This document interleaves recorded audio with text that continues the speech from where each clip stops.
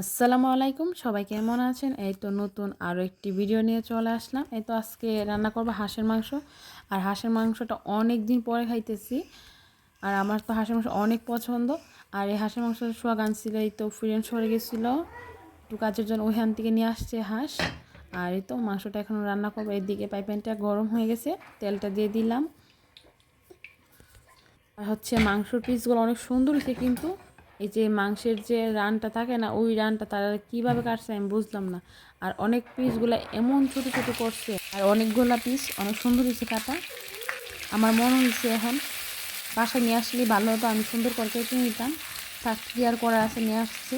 এই তো তেলটা গরম হয়ে গেছে, দিয়ে দিছি পেঁয়াজ তেজপাতা দিয়ে, এখন আর মশলা দিয়ে ভেজে নিলাম। এখন দিয়ে দেবো রসুন পেঁয়াজ আর হচ্ছে আদা বাটা দিয়ে ভালোভাবে এখন ভেজে নিব।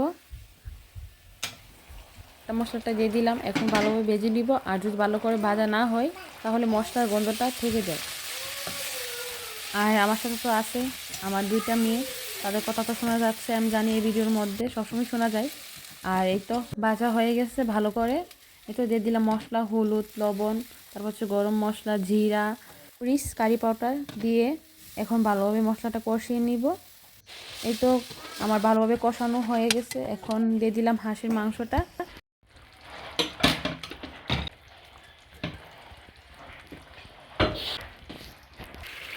পরে কয়েকটা কাঁচামরিচ দিয়ে দিলাম, এখন ঢাকনা দিয়ে ঢেকে দিব।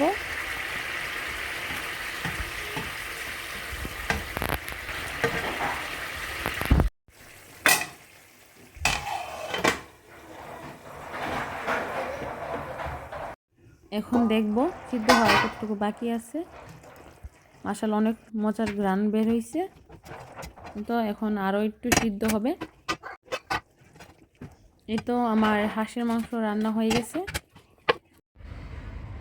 তো মাংসটা বেরিয়ে নিছি।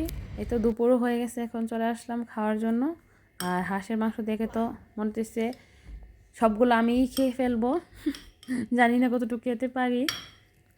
মাশাআল্লাহ অনেক সুন্দর হয়েছে তরকারিটা দেখতে। আর এখন দেখবো খেতে কিরকম হয়েছে।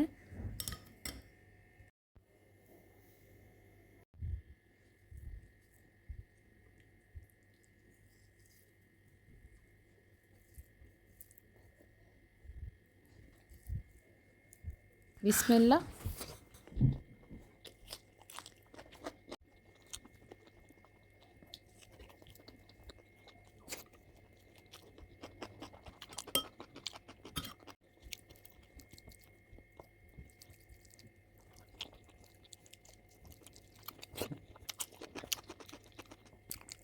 এই তো খাওয়া শেষ, মাশাআল্লাহ খেতে অনেক মজা হয়েছে। সবাই ভালো থাকবেন, আমাদের জন্য দোয়া করবেন।